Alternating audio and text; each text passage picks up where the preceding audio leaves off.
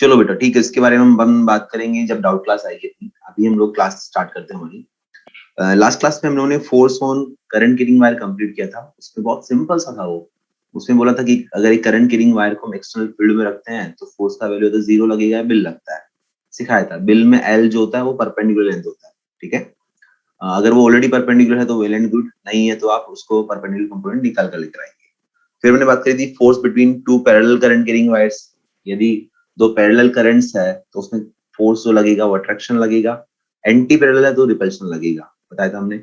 और उसमें कुछ बैलेंसिंग ऑफ वायर देखा था हमने कि अगर नीचे बैलेंस करते हैं वायर को तो वो अनबैलेंस्ड होता है, मतलब अनस्टेबल इक्विलिब्रियम आता है। और अगर ऊपर बैलेंस करते हैं तो स्टेबल इक्विलिब्रियम आता है। बहुत सिंपल सी इक्वेशंस थी, बहुत सिंपल सा मैथमेटिक्स था उसके अंदर। कर पा रहे हैं क्या? वो सब कुछ क्लियर है जितना बताया था लास्ट क्लास में आपको? ठीक है बच्चों, अब हम बात करते हैं नेक्स्ट साइक्लोट्रॉन कि साइक्लोट्रॉन क्या होता है एंड क्यों यूज लेते हैं इसके अंदर, क्या होता है इसके अंदर, थोड़ा सा समझाते हैं आपको। आपको असाइनमेंट भी दिया था मैंने अच्छा खासा लास्ट टाइम पर। आप लोगों ने शायद पूरा नहीं भी किया होगा क्योंकि टेस्ट था आप लोगों का, शायद नहीं किया हो आप लोगों ने, कोई बात नहीं। लेकिन अब जो है कल मेरा क्लास नहीं है आप लोगों के, है ना। एंड 1 एंड 2 सितंबर को मेरा क्लास, वैसे अच्छा मेरा क्या सबका क्लास ऑफ है वैसे भी। 3 से हम लोग वापस मिलेंगे, ठीक है। तो 3 दिन का, मेरी तरफ से तो 3 दिन की छुट्टियां आ रही है। छुट्टियां मतलब मेरी कल नहीं क्लास, बाकी 3 दिन का क्लास नहीं रहेगा ना। तो उसके अंदर आप आराम से इस असाइनमेंट को निपटाइए, ताकि जब आप लोग ऑफलाइन अगर आ रहे हैं, ऑफलाइन आ रहे हैं तो भी आपको प्रॉब्लम ना आए, और अगर ऑनलाइन है तो भी दिक्कत नहीं आएगी। ठीक है। तो ट्रेवल भी तो करना, तो कौन सा तुम पैदल चलना है यार, बातें कैसे गजब कर रहे हो तुम यार, ट्रेवल भी तो करना है। पैदल चल के आओगे क्या कोटा में, जहां पर भी आओगे? कमाल करते हो यार, एक्सक्यूज बढ़िया बनाया करो यार, अच्छे से बनाया करो यार एक्सक्यूज कम से कम। चलो ठीक है, आगे बात करते हैं। साइक्लोट्रॉन, हाँ अगर ऑनलाइन है तभी तो असाइनमेंट तो करना ही रहेगा ना, क्या एक एक बच्चों की तरह समझाना पड़ेगा इस बात आपको यार। हाँ स्लाइड्स के अंदर मैंने देखा कि कुछ बच्चों ने भेजा था कि सर उसमें कुछ ब्लैक ब्लैक सा आ रहा है, उसमें कई जगह ब्लैक सा आ रहा है। मैं चेक कर लूंगा, जितने भी आ रहा है सबको वापस भेज दूंगा, मैं टेंशन मत लो, मैं चेक कर लूंगा। उसको थोड़ा सा देखते हैं क्या दिक्कत आती है, कैसे सही होगा वो, और सही करके उसको वापस पूरा भेज देंगे। फिलहाल आप काम तो चलाओ, ऐसा मत कर दो कि उसके चक्कर में बैठे रहो। वैसे मैंने लेक्चर के अंदर बता दिए, सारे डेटा देते ही हैं, कर लोगे आप, ठीक है। ओके बच्चों, साइक्लोट्रॉन स्टार्ट करते हैं। साइक्लोट्रॉन स्टार्ट करें। देखो साइक्लोट्रॉन क्या चीज है, क्या करते हैं इसके अंदर, क्या काम आता है, थोड़ा वो क्लियर करता हूँ। जैसे आपको मैंने बोला था कि हम कुछ क्वेश्चन कर रहे थे रेडियस वाले, एक चार्ज पार्टिकल को फेंका, उसमें एनर्जी थी उसके अंदर, उसके से रोटेट करता है, बताया था कुछ। चार्ज पार्टिकल का मतलब motion of charge particle magnetic field हमने पढ़ा था। तो बेसिकली चार्ज पार्टिकल को एनर्जी देता कौन है, एनर्जाइज कैसे करते हैं? जैसे एक मान लीजिए पेन को फेंकना है तो हम हाथ से दम लगा के फेंक देंगे, लेकिन एक चार्ज पार्टिकल को एक्सेलरेट करना है, उसको स्पीड देना है, उसमें उसमें मोमेंटम देना है, वो कहाँ से दोगे भाई, वो कैसे लाओगे? उसका तरीका है, हाथ से तो फेंकने से रहे। तो एक तरीका तो हम लोग ये पढ़ते हुए आ रहे हैं कि जैसे कैपेसिटर प्लेट्स लगा दो, और इसके बीच में एक पोटेंशियल डिफरेंस मान लीजिए हमने V लगा दिया, 10 वोल्ट लगा दिया मान लीजिए। ओके, तो अगर यहाँ कोई चार्ज पार्टिकल को रिलीज करते हैं, मान लीजिए चार्ज उस पर 1 कूलम है, वो यहाँ से यहाँ तक पहुंचने में काइनेटिक एनर्जी गेन करता है, and that is equal to QV, and that will be 1 equal to 1 into 10, that is 10 joule. कितना एनर्जी गेन कर लेगा वो? 10 जूल एनर्जी गेन करेगा। ठीक है, तो अब समझो, अगर मान लीजिए चार्ज पार्टिकल को हमें काफी ज्यादा एनर्जी देना हो, 10 जूल की जगह में 1000 जूल देना हो, मान लो मैं चाहता हूँ उस चार्ज पार्टिकल को एनर्जी देना 1000 जूल, देन व्हाट? कितना पोटेंशियल डिफरेंस लगाना पड़ेगा बेटा? चार्ज तो वही है 1 कूलम, तो क्या 1000 वोल्ट लगाना पड़ेगा? That is equal to Q into V। Q का वैल्यू 1 इंटू V, तो V का वैल्यू कितना आएगा? क्या वो 1000 वोल्ट आएगा? मतलब आपको 1000 वोल्ट लगाना पड़ेगा अगर उसको 1000 जूल एनर्जी देनी है। ठीक है, इसका मतलब क्या 1000 वोल्ट जो है काफी ज्यादा बड़ा नहीं हो जाएगा? बहुत खर्चा वाला काम हो गया तो यार। देखो मैं फील दिलाता हूँ आपको, आपकी मोबाइल में जो बैटरी लगी होती है वो होती है 12 वोल्ट की, 12 वोल्ट। ठीक है, कितने रुपए आती है? 200 250 से स्टार्ट होती है एंड हजारों में आती है। 300-400 में आती है, 500 में आती है, हजारों में तक आती है, ठीक है। आपके घरों में जो इन्वर्टर लगा होता है, इन्वर्टर की जो बैटरी होती है, बैटरी वो 220 वोल्ट की बैटरी होती है, सिंगल फेज सप्लाई होती है 220 वोल्ट, ठीक है। अब सोचो 1000 वोल्ट, काफी ज्यादा महंगा नहीं हो गया सौदा? बोलो, काफी ज्यादा महंगा सौदा नहीं हो गया? महंगा सौदा है, ठीक है। तो हमें चीजों को कॉस्ट इफेक्टिव बनानी होती है, यूजेबल मतलब अच्छा काम भी आए और कॉस्ट इफेक्टिव भी होना चाहिए वो, ठीक है, ठीक है। तो कैसे बनाए, क्या करें? तो हम बनाते हैं डिवाइस साइक्लोट्रॉन। साइक्लोट्रॉन कैसे उसको पार्टिकल को एक्सीलरेट करता है, यही काम उसमें कैसे करते हैं थोड़ा समझाता हूँ मैं आपको। हम क्या करते हैं, दो मेटालिक डीज लेते हैं, दो मेटालिक डीज लेते हैं, इन दोनों को हम कनेक्ट करते हैं एक ऑसिलेटर से। इससे ऑसिलेटर से, ऑसिलेटर क्या करेगा बेसिकली, ऑसिलेटर क्या करेगा, इन दोनों डीज, मेटालिक डीज जो है, होलो डी होती है, just a second.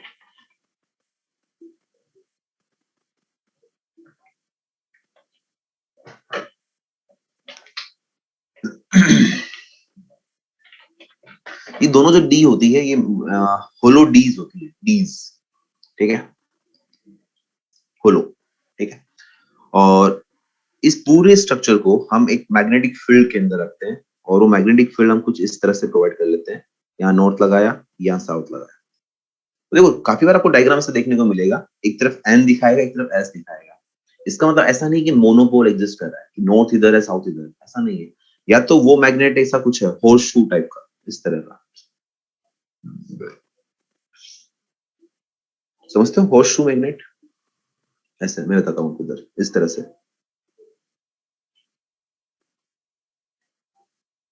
North south, ये हॉर्स शू मैग्नेट है, क्लियर है? तो अगर आपको नॉर्थ साउथ दिखा है तो या तो हो सकता है दो मैग्नेट हो, ऐसे दो डिफरेंट मैग्नेट लगी हुई हो, मतलब नॉर्थ साउथ, साउथ नॉर्थ ऐसे हो, या हो सकता है हॉर्स शू मैग्नेट हो, ठीक है ना? या तो हॉर्स शू या फिर दो डिफरेंट मैग्नेट लगे हो। कुछ भी लगाओ बाद में जाने दो, हमें मतलब नहीं है, हमें मतलब किससे वो बताता हूँ मैं आपको। हमें मतलब इसके फील्ड से नहीं, हमें मतलब किससे है, इस मैग्नेट के फील्ड से नहीं। एंड उसका डायरेक्शन कौन सा होगा बेटा? क्या मैग्नेटिक फील्ड का डायरेक्शन जो होता है, क्या वो नॉर्थ टू साउथ होता है? क्या मैग्नेटिक फील्ड का डायरेक्शन ये होगा ऐसा, north to south? This will be the direction of magnetic field.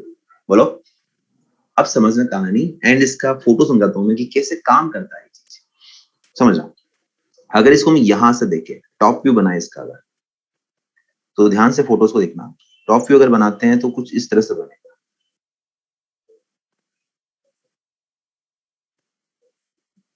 ये डी आपको पूरा क्लियर दिखाई देगी, ठीक है। इनके बीच को हम कनेक्ट करते हैं एक ऑसिलेटर से, और ऑसिलेटर, ये सिंबल किसका बनाया है ऐसा, ये इस तरह का सिंबल किसका है, ये है अल्टरनेटिंग, ऑसिलेटिंग बोल सकते हो, अल्टरनेटिंग बोल सकते हो।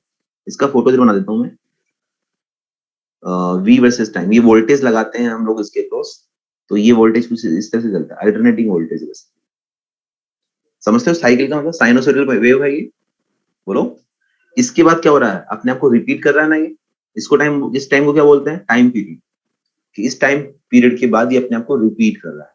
तो this is the time period T, फिर कितना हो जाएगा t/2, तो 0 से t/2 में प्लस, एंड t/2 से t माइनस, फिर प्लस, फिर माइनस, एच वन, मतलब प्लस माइनस चलता रहता है। ये अल्टरनेटिंग वेव है। जैसे ये हल्का सा आपने, क्या आपके वेव हो गया, एसएचएम वगैरह हो गया, एसएचएम हो गया होगा, बोलो बच्चों, एसएचएम पढ़ा है क्या आपने? तो ये साइन वेव तो पढ़ा ही होगा आपने यार, साइन वेव तो पढ़ा ही होगा हल्का सा, इतना तो नॉलेज होगा आपको। साइन वेव बनता है half cycle positive, half cycle negative, half time period, पढ़ा होगा ना, t/2 t। चलो ठीक है, अब समझना कहानी कैसे काम करता है इसके अंदर, कैसे हम इसके अंदर पार्टिकल को एनर्जाइज करते हैं, समझना कहानी कि ये जो मेटालिक डीज है, इसके बीच में हल्का सा आपको जो गैप दिख रहा है, ये वाला जो गैप दिख रहा है, ये वाला, ये इतना बड़ा नहीं होता है, छोटा ही होता है, छोटा ही होता है, ऐसा बहुत बड़ा गैप नहीं है। मैं जानबूझ कर इतना बड़ा दिखा रहा हूँ ताकि समझ में आए। हम क्या करते हैं, इस डीज के बीच में एक चार्ज पार्टिकल को रिलीज करते हैं, और वो चार्ज पार्टिकल कौन सा होगा, पॉजिटिव चार्ज पार्टिकल। यहाँ एक चीज समझने को है कि साइक्लोट्रॉन से हम लोग ओनली पॉजिटिव चार्ज पार्टिकल को एक्सीलरेट कर सकते हैं, नेगेटिव को नहीं कर सकते। सिंपल सी बात। नेगेटिव को क्यों नहीं कर सकते वो आगे बताऊंगा, और न्यूट्रॉन को भी नहीं कर सकते वो भी बताऊंगा मैं आगे। अच्छा, न्यूट्रॉन समझ में आ जाएगा ऑटोमेटिक आपको, लेकिन अभी तक सिर्फ ये चीज ध्यान से समझिए कि ओनली पॉजिटिव चार्ज पार्टिकल को ही हम लोग एक्सीलरेट कर सकते हैं यूजिंग साइक्लोट्रॉन। ओके, अब देखो, जैसे ही हमने चार्ज पार्टिकल को रिलीज किया, अच्छा मैग्नेटिक फील्ड इसके अंदर की तरफ हो गई, वो तो बनानी पड़ेगी ना भाई, नॉर्थ से साउथ। अगर ऊपर से देख रहे हैं तो फील्ड अंदर जा रही ना, समझ में आ गई। फील्ड मैंने क्रॉस क्यों बनाया, मैंने फील्ड क्रॉस क्यों बनाया, समझ में आया चीज, ठीक है ना। 3D डायग्राम 3D है तो उसको मैंने ऊपर से देखा, तो ये जो डी है, डी वो आपको पूरा क्लियर दिखेगा, डी पूरा क्लियर दिख जाएगा भाई। जैसे ये ऐसे मान लो ना कि ये मैग्नेट था, ऐसे ये नॉर्थ नीचे साउथ लगा हुआ था, और यहाँ बीच में आपके डी लगा हुआ था इस तरह से। तो हम लोग यहाँ से देख रहे हैं इसको, टॉप से देख रहे हैं, यहाँ से अगर देखेंगे इसको, तो क्या ये डी आपको पूरा क्लियर दिखेगा, ठीक है। तो फिर ये मैग्नेट थोड़ी दिखेगी आपको, फील्ड दिखेगी इसकी सिर्फ। तो फील्ड किधर जा रही है, ऊपर से नीचे ना, इसलिए क्रॉस दिखाया मैंने आपको। क्लियर है, फिर समझ में आ गया क्रॉस कैसे बनाया। अब समझना कि जब पार्टिकल तुम यहाँ रिलीज करोगे, तो ये जो ऑसिलेटर है, ये बेसिकली इन डीज के बीच में पोटेंशियल डिफरेंस क्रिएट कर देगा। यहाँ प्लस बनाएगा, यहाँ माइनस बनाएगा। ये जो ऑसिलेटर है प्लस और माइनस बनाएगा, उससे क्या होगा कि जो डी की जो बीच में ये गैप है, जो डी के बीच में जो गैप है, स्पेस है, इसके बीच में इलेक्ट्रिक फील्ड प्रोड्यूस हो जाएगी कुछ इस तरह से, प्लस से माइनस की तरह। समझे, हाई पोटेंशियल से लो पोटेंशियल की तरफ इलेक्ट्रिक फील्ड प्रोड्यूस हो जाएगी। तो जब इलेक्ट्रिक फील्ड राइट डायरेक्शन में प्रोड्यूस हुई, तो क्या इस चार्ज पार्टिकल पे जो फोर्स लगेगा, इलेक्ट्रिक फोर्स, क्या वो भी राइट डायरेक्शन में लगेगा, इस तरह से लगेगा, बोलो लगेगा।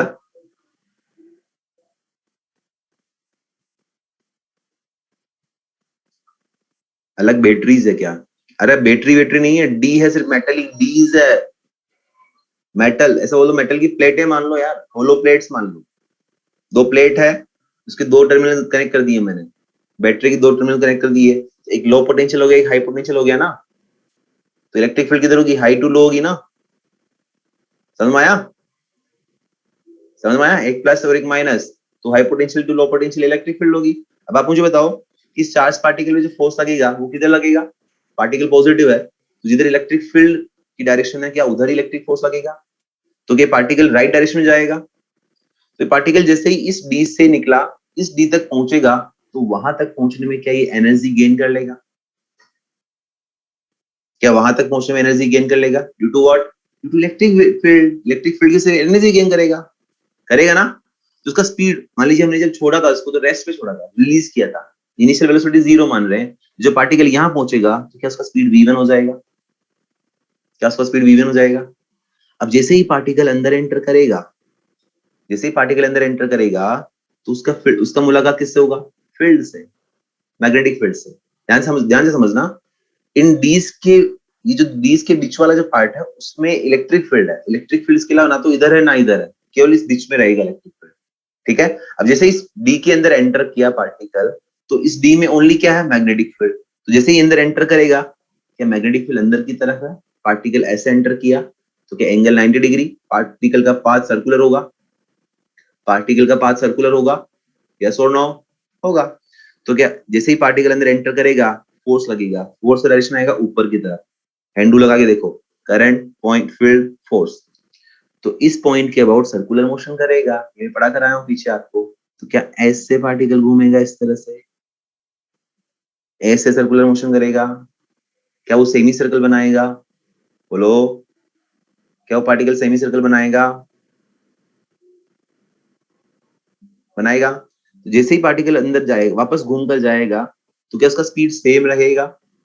ये हमारा डिस्कशन पहले भी हो चुका है कि मैग्नेटिक फील्ड की इतनी औकात नहीं कि वो किसी पार्टिकल का स्पीड चेंज कर दे।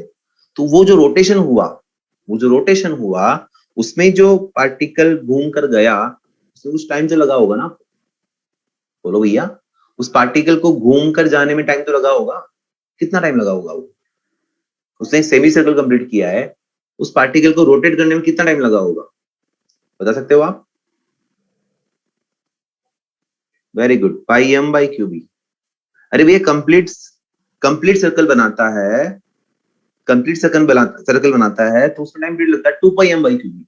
यहाँ क्या किया, यहाँ हाफ सर्कल बनाया ना, कितना आएगा पाई m बाई क्यूबी, कितना लगेगा pi m by q b. Is it clear? Very good. अब समझो, जितने टाइम में ये सेमी सर्कल कंप्लीट करके आता है उतने ही टाइम में ये जो ऑसिलेटर है ये अपनी पोलरिटी को चेंज कर लेता है। क्या कर लेगा ये ऑसिलेटर? अपनी पोलरिटी को चेंज करेगा और क्या करेगा कि पहले प्लस लेफ्ट वाली डी पे बना हुआ था, माइनस राइट वाली डी पे बना था, तो अब ये प्लस जो बनाएगा राइट पे बनाएगा और माइनस बनाएगा लेफ्ट वाली पे। तो इलेक्ट्रिक फील्ड का जो डायरेक्शन हो जाएगा वो हो जाएगा अगेन प्लस टू माइनस, मतलब राइट टू लेफ्ट। मतलब इस बार मैग्नेटिक इलेक्ट्रिक फील्ड जो हो जाएगी वो हो जाएगी टुवर्ड्स लेफ्ट। अब समझना, जैसे ही पार्टिकल बाहर निकल कर आया उतने ही टाइम में उसने अपनी पोलरिटी चेंज करी। तो थोड़ा ध्यान से इस फोटो को समझो भैया, इस डायग्राम को देखो, कितने टाइम बाद वो अपनी पोलरिटी चेंज करता है t/2। तो क्या है, वो जितने टाइम में घूम कर आ रहा है पार्टिकल, क्या वो पाई m बाई क्यू भी है? क्या वो पाई m बाई क्यू भी है? और जितने टाइम में उसने पोलरिटी चेंज करी, क्या वो t/2 है? तो this should be equal to t/2। This is condition of resonance. This is condition of resonance कि जितने टाइम में वो घूम कर आए उतने टाइम में अपनी पोलरिटी चेंज कर ले। इससे होगा क्या, फायदा क्या होगा? अगर ऐसा नहीं होता तो क्या होता, समझना। अगर वो अपनी पोलरिटी चेंज नहीं करता तो जैसे ही उस बीच में गैप में वापस आता तो भैया आता ऐसे, इलेक्ट्रिक फील्ड ऐसे थी, एंट्री ऐसे मारता, इलेक्ट्रिक फील्ड ऐसे थी, क्या वापस रिटार्ड नहीं कर देगा पार्टिकल को? भाई पार्टिकल इधर जा रहा है, इलेक्ट्रिक फील्ड इधर है, इलेक्ट्रिक फोर्स किधर लगेगा, इधर ना। उसका स्पीड क्या कर देगा, वापस कम कर देगा, कम कर देगा ना। एक्सीलरेट कहाँ किया, उसको रिटार्ड कर देगा वापस। ठीक है, हम चाहते हैं उसको एक्सीलरेट करना, तो क्या हुआ, जैसे ही वो घूमकर वापस इधर आया तो हमने भी पोलरिटी चेंज कर दी ताकि इलेक्ट्रिक फोर्स इधर ही लगे, एक्सेलरेशन इधर ही आए, वो इधर ही इसका स्पीड और बढ़ाए। बात समझ में आई? समझ में आई? इसलिए ऑसिलेटर क्यों लिया, डीसी सोर्स क्यों नहीं लिया यूज में? समझ में आई? ऑसिलेटर क्यों लिया? ताकि वो अपनी पोलरिटी चेंज करे, वो जो घूम कर आए तो वो भी अपनी पोलरिटी को चेंज करे। समझ में आया? बोलो भाई, समझ में आया?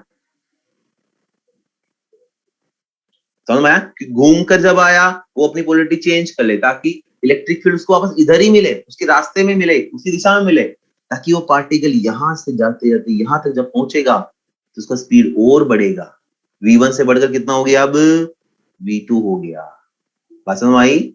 v1 से बढ़कर उसका स्पीड क्या हो जाएगा, v2 हो जाएगा। हुआ कि नहीं हुआ? बात समझ में आई? अब फिर से पार्टिकल जब इस डी के अंदर एंटर करेगा, फिर से क्या लगेगा, फोर्स लगेगा, मैग्नेटिक फोर्स। किधर लगेगा, किधर लगेगा? इस बार फोर्स डाउनवर्ड डायरेक्शन में लगेगा, क्योंकि करंट इधर, फील्ड इधर, फोर्स इधर। तो यहाँ कहीं सेंटर बनेगा, पार्टिकल इस तरह से रोटेट करेगा।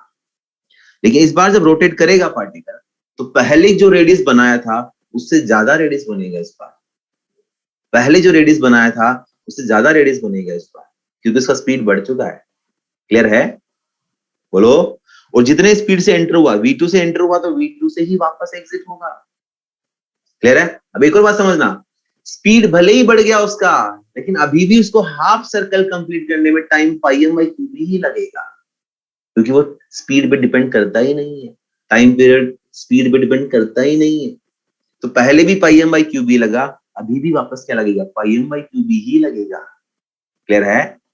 अगेन क्या होगा कि वापस वो जब बढ़कर यहाँ आया, वापस जब घूम कर आया, क्या होगा, फिर से ये ऑसिलेटर अपनी पोलरिटी चेंज कर लेगा और इस डायरेक्शन में यहां बनाएगा पॉजिटिव, यहां बनाएगा नेगेटिव। फिर से इलेक्ट्रिक फील्ड किधर हो गई, इधर से। क्लियर है? क्लियर है? क्या होगा, ये प्रोसेस चलता रहेगा और ये पार्टिकल इस तरह से घूमता रहेगा और फाइनली यहाँ एक एग्जिट विंडो थी, यहाँ से पार्टिकल हम लोग बाहर निकाल देते हैं। समझ में आई बात? क्लियर है? पोलरिटी चेंज होने से स्पीड क्यों बढ़ेगा बेटा? इलेक्ट्रिक एक चीज समझ, कुछ लोगों को तो ये भी समझ, अभी तक यही समझ नहीं आया कि इस पे पार्टिकल पार्टिकल स्पीड बढ़ क्यों रहा है। सुनो, एक चार्ज पार्टिकल को यहाँ छोड़ा मैंने, एक रेस्ट पे पार्टिकल है, इलेक्ट्रिक फील्ड इधर लगाई मैंने, कि पार्टिकल रेस्ट पे रहेगा क्या? कि पार्टिकल एक्सीलरेट, पार्टिकल रेस्ट पे रहेगा क्या? ये किस पार्टिकल पे इलेक्ट्रिक फोर्स लगेगा? चीजें आप क्या है कि बहुत बेसिक चीज को सोचते नहीं हो। उसका भी सर, और ये क्या हो रहा है, ओ माय गॉड ऐसा क्या पढ़ा रहे हैं सर, इतना भारी, ये कहाँ से चार्ज पार्टिकल एक्साइट हो रहा है, कहाँ घूम रहा है, क्या कर रहा है।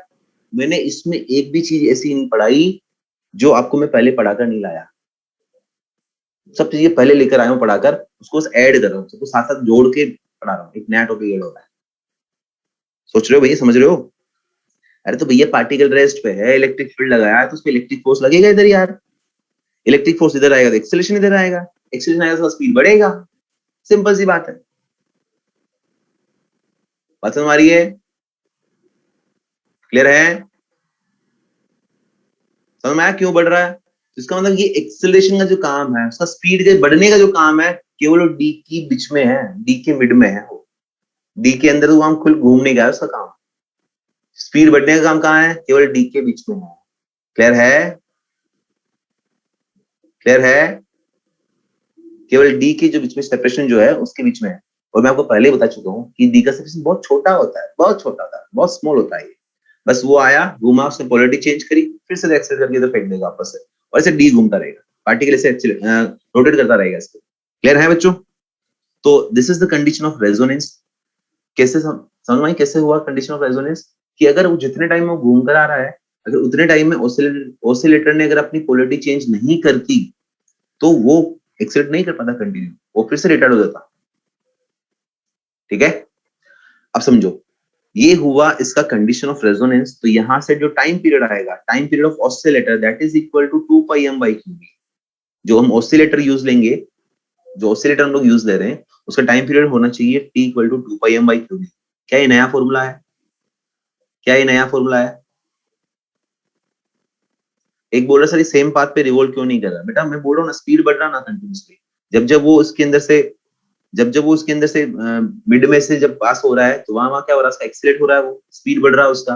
स्पीड बढ़ रहा है तो आर का वैल्यू क्या होता है, रेडियस ऑफ सर्कुलर पाथ क्या होता है, r equal to m v by Q b होता है ना बेटा। तो वी बढ़ रहा है ना यार कंटिन्यूसली, तो रेडियस बढ़ेगा ना। ठीक है ना? अब ये तो रेडियस का फॉर्मूला आ गया। अब जैसे जैसे स्पीड बढ़ेगा रेडियस बढ़ता जाएगा, इसलिए सर्कल बड़ा बनता जाएगा। लेकिन उस जो ये डी हमने लिया है, उसका एक पर्टिकुलर साइज है, उसका एक पर्टिकुलर रेडियस होगा। क्लियर है? तो वहां से जब निकलेगा, जब वहां से वापस बाहर निकलेगा, तो कब निकलेगा, जब रेडियस ऑफ डी के बराबर हो जाए। समझना भी यहाँ पर दो तीन क्वेश्चन बनते हैं, दो तीन वेरायटी के क्वेश्चन बनते हैं। कि फर्स्ट तो हम बात करेंगे कि काइनेटिक एनर्जी जो मैक्सिमम गेन कर सकता है ऑसिलेटर से, वो कितनी हो सकती है? क्या वो हाफ एम वी स्क्वायर होगा? अच्छा, हम बात कर रहे हैं काइनेटिक एनर्जी मैक्सिमम, तो वो कब होगा? जब वी मैक्सिमम होगा, जब उसका स्पीड मैक्सिमम होगा, तब काइनेटिक एनर्जी मैक्सिमम मिलेगा। अच्छा, रेडियस का फॉर्मूला क्या है? R equal to m v by Q b. तो आर जब मैक्सिमम होगा उस टाइम वी मैक्सिमम होगा। आर मैक्सिमम कितना हो सकता है? डी की रेडियस के बराबर। आर मैक्सिमम कितना हो सकता है? डी की रेडियस के बराबर। तो आप चाहो तो वी का वैल्यू पुट कर दो यहाँ से वी मैक्सिमम का वैल्यू कितना आएगा? Q b r by m, यहाँ डाल दो, कितना आएगा? Half m q b r maximum by m का होल स्क्वायर। जब तुम सोल्व करोगे तो तुम्हें मिलेगा q square b square r maximum का स्क्वायर डिवाइड बाई 2m। क्या इसको रटना चाहिए? हाँ बेटा, मैग्नेटिक फील्ड सब जगह प्रेजेंट है, मैग्नेटिक फील्ड सब जगह प्रेजेंट है, डी के बीच में भी प्रेजेंट है। लेकिन वो डी के बीच का जो सेपरेशन है बहुत छोटा सा है, तो वहां मैग्नेटिक फील्ड का कुछ खास इफेक्ट नहीं आएगा, वो घुमाने की जगह ही नहीं देगा उसका। वो जो आप सोच रहे होंगे सर मैग्नेटिक फील्ड भी इलेक्ट्रिक फील्ड भी है, हाँ है, कोई फर्क नहीं पड़ेगा। लेकिन जब डी का सेपरेशन वो छोटा सा है, तो उसको वो क्या करेगा, वो दोनों घुमाना चाहेगा ना, इतना तो मौका नहीं मिलेगा उसको घुमाने का। ठीक है? तो काइनेटिक एनर्जी की मैक्सिमम वैल्यू कितनी हो सकती है? Q square b square r square by 2m। ठीक है? अब एक और तरीका है इसका, एक फॉर्मूला और बनता है, that is kinetic energy maximum. समझना, ये जब पार्टिकल एक कंप्लीट रोटेशन करता है, तो उसमें कितनी बार एनर्जाइज होता है? बताओ। पार्टिकल एक कंप्लीट रोटेशन करता है, एक कंप्लीट रोटेशन, उसमें कितनी बार एनर्जाइज हो रहा है? 2 बार हो रहा है। Very good. कितना एनर्जी गेन करेगा? कितना एनर्जी गेन करेगा एक कंप्लीट रोटेशन में? वो कितना एनर्जी गेन करेगा? क्या वो 2qv करेगा? 2qv, बोलो। अरे ये v क्या है? v यहाँ पर पोटेंशियल डिफरेंस जो हमने लगाया ना ऑसिलेटर के थ्रू, पोटेंशियल डिफरेंस, वो है ये चीज। समझो, एक कंप्लीट रोटेशन में कितना एनर्जी गेन करेगा, 2qv। अगर n कंप्लीट रोटेशन करे तो, तो जो एनर्जी गेन करेगा क्या वो 2nqv करेगा। तो ये दो फॉर्मूले हो गए हमारे पास। Maximum kinetic energy that can be obtained by the cyclotron is, तो हाफ एम वी स्क्वायर से निकालो या 2nqv से निकालो। अबे 2nqv क्यों आया, आई थिंक समझ में आ जाना चाहिए। भाई एक कंप्लीट रोटेशन में 2 बार एनर्जी गेन करता है तो n में 2n टाइम्स करेगा, that is 2nqv। Is it clear? Is it clear? अब समझना इससे फायदा क्या हुआ, इससे क्या चीज निकला, क्या फायदा निकल रहा है। मैं आपको इधर थोड़ा सा समझाता हूँ कि अरे आगे करते हैं ना, कचरा क्यों करते हैं। अभी हमारे पास जो फॉर्मूला निकल कर आया, kinetic energy that can B obtained from this cyclotron is equal to 2nqv। अभी हमने एक क्वेश्चन किया था, मैंने बोला था कि अगर 1000 जूल एनर्जी देना हो, 1000 जूल अगर एनर्जी देना हो, कितना वोल्टेज लगाना पड़ेगा। उसमें आपको आपने बताया था कि सर 1000 लगाना पड़ेगा। थोड़ा इधर इधर बात करते हैं।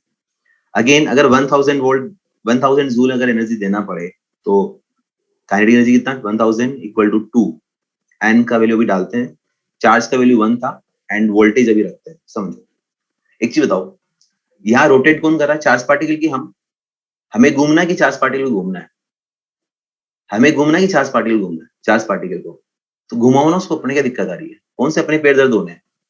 मान लीजिए, सपोज कीजिए, अगर मान लीजिए उसको मैंने 50 रोटेशन कंप्लीट करवाए, कितने रोटेशन, 50 रोटेशन कंप्लीट कराए उसके अंदर, हेलो 50, तो तकलीफ 50 कराने में, करने दो ना, चार्ज पार्टिकल कर रहा है, हम थोड़ी कर रहे हैं, 50 कर रहे हैं। बताओ वोल्टेज कितना चाहिए होगा, वोल्टेज का वैल्यू क्या लिखूं, वेरी गुड, वी का वैल्यू कितना आएगा, 10 वोल्ट। सिंपल सिंपल सा 10 वोल्ट का ऑसिलेटर चाहिए मात्र, 10 वोल्ट का 10 वोल्ट का ऑसिलेटर चाहिए मात्र। वो भी कितना चाहिए था उस टाइम पर, 10 वोल्ट मतलब आपकी मोबाइल की बैटरी से छोटा, 10 वोल्ट मतलब आपकी मोबाइल की बैटरी से छोटा। समझ में आई बात?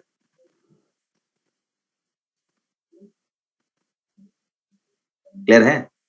आई थिंक अगर आप इस टॉपिक को फील कर रहे होंगे, समझ में आ रहा होगा कि इसका इंपॉर्टेंस क्या है, कि वहां 1000 जूल एनर्जी, मैंने एग्जांपल लिया था, उसके लिए 1000 वोल्ट चाहिए था। अरे सोचो अगर 10,000 वोल्ट लगाना होता, वहां 10,000 वोल्ट, 10,000 जूल देना होता एनर्जी, तो 10,000 वोल्ट का लगाएंगे क्या बैटरी यार, 10,000 वोल्ट का बैटरी लगाएंगे क्या, कमाल कर रहे हो यार। इधर देखो ना, घुमा दो साले को, चक्कर कटाओ और उसको हम ले आएंगे, 10-20-50 वोल्ट में नहीं लेंगे, 10,000 में प्रोड्यूस कर लेंगे। बात समझ आ रही है? इस डिवाइस का इंपोर्टेंस समझ आ रहा है, कितना इंपॉर्टेंट डिवाइस है ये। समझ में आया क्या चीज है साइक्लोट्रॉन, समझ में आया साइक्लोट्रॉन क्या चीज है। तो हम काम वही कर रहे हैं, काइनेटिक एनर्जी का क्यूवी लगना है, लेकिन वो क्यूवी घुमा घुमा के लगाया हमने, घुमा घुमा के। उसमें क्या सिंपल एक कैपेसिटर प्लेट लगा दी, उसके बीच में पोटेंशियल डिफरेंस लगाया, यहां से यहां तक पार्टिकल जाएगा तो क्यूवी एनर्जी गेन करेगा। अच्छा ये पढ़ा होगा ना वर्क डन बाई बैटरी, ऐसा पढ़ा होगा ना, यानी कुछ लोगों के साथ ये भी समझ नहीं आएगा कि क्यूवी कहां से आ गया। अगर किसी को डाउट है क्या ये क्यूवी कहां से आ गया, काइनेटिक एनर्जी का क्यूवी कहां से आ गया, डाउट है? क्या आपने पढ़ा, क्या आपने कैपेसिटर पढ़ा है, क्या आपने करंट इलेक्ट्रिसिटी पढ़ी है, क्या आपने करंट पढ़ा है, क्या आपने कैपेसिटर पढ़ा है, क्या आपने इलेक्ट्रोस्टैटिक पढ़ा है, वहां पढ़ा होगा ना पोटेंशियल डिफरेंस, पोटेंशियल डिफरेंस पढ़ा होगा। V1 से V2 गए तो उसके अंदर बीच में पार्टिकल एनर्जाइज करता है, पार्टिकल एनर्जी गेन करता है, total mechanical energy, potential energy plus. अगर नहीं आता है आपको तो मैं पहले ही बोल चुका हूँ ये, क्योंकि एक बार पहले भी हमारे यूज में आया था, जब हम लोग फॉर्मूला यूज लेते थे R equal to mv by q b, फिर R equal to root two m ke by q b, R equal to root two m qv by q b, याद आ रहा है?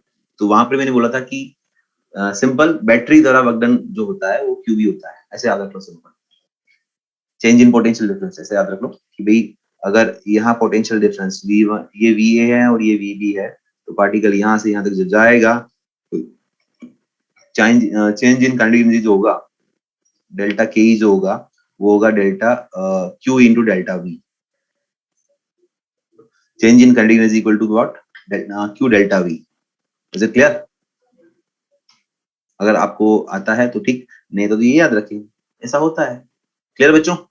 अब सुनो, इसको मैं अच्छे से, जो ये चीजें जितनी बताई ना आपको, मैंने सारी बातें बता दी आपको, मैं वन बाय वन वापस क्लियर करता हूँ कि जब ये साइक्लोट्रॉन यूज किया, तो साइक्लोट्रॉन में एक तो हमने यूज किया मेटेलिक डीज, जो कि होलो है, ताकि उसमें पार्टिकल ऐसे घूम सके आराम से, एंड उसको कनेक्ट किया हमने ऑसिलेटर से, जो कि उस डीज के बीच में इलेक्ट्रिक फील्ड प्रोड्यूस करने में काम आता है, और उसको हमने लगाया मैग्नेटिक फील्ड के अंदर रखा, उस पूरे सिस्टम को उसमें रखा मैग्नेटिक फील्ड में। वो किससे प्रोड्यूस कर लिया हमने? होर्सू मैग्नेट से प्रोड्यूस कर लिया, ठीक है। फिर उसमें पार्टिकल रोटेट किया, तो रेडियस का फॉर्मूला क्या आया? R equal to m v by Q b. जैसे जैसे v बढ़ेगा r बढ़ेगा, v बढ़ते बढ़ते मैक्सिमम हो जाएगा, कब हो जाएगा? जब r मैक्सिमम हो जाएगा। r मैक्सिमम कब कितना हो सकता है? d की रेडियस के बराबर। क्लियर है? ये रेडियस का फॉर्मूला आ गया। Second, time period of oscillator, that is t equal to 2 pi m by Q b. ये वही फॉर्मूला है जो पुराना हमने पढ़ कर आए हैं पहले भी। थर्ड, काइनेटिक एनर्जी जो मैक्सिमम मिल सकती है इससे, वो कितनी मिल सकती है? या तो आप हाफ एम वी स्क्वायर से निकाल लो, मतलब अगर हाफ एम वी स्क्वायर की टर्म में करना चाहते हो तो, या फिर आप in terms of accelerating potential और नंबर ऑफ रोटेशन करना चाहते हो तो 2n क्यूबी लगा लो। सिंपल सी बातें हैं, इतनी सी बातें हैं। क्लियर? तो ये सारी चीजें आपको अच्छे से जो लिखी हुई है ना, आपके मॉड्यूल में लिखी हुई है, इसलिए मैं टाइम वेस्ट नहीं करूंगा। अगर आपको लिखना हो, अगर आपको नोट्स बनाना हो, आपके मॉड्यूल में पेज नंबर 24, पेज नंबर 24 पे एज इट इज बहुत सारी चीजें लिखी हुई है, साइक्लोट्रॉन का बना है, रखा है। इसको पूरा एक्सप्लेन मैंने कर दिया है आपको, ठीक है। आप जब पढ़ोगे तो आपको तकलीफ नहीं आएगी इसके अंदर, ठीक है। अब कुछ मैंने बोला था इसके अंदर कि एक तो न्यूट्रॉन को नहीं कर सकते एक्सेलरेट, और इलेक्ट्रॉन को नहीं कर सकते, ठीक है। तो बताता हूँ क्यों नहीं कर सकते।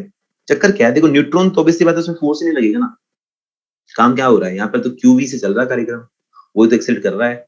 तो अगर पार्टिकल का चार्ज ही नहीं है तो उसको कर ही नहीं पाएंगे, तो न्यूट्रॉन तो गया पिक्चर से बाहर। अब अच्छा, इलेक्ट्रॉन, या बोल सकते हैं negative particles.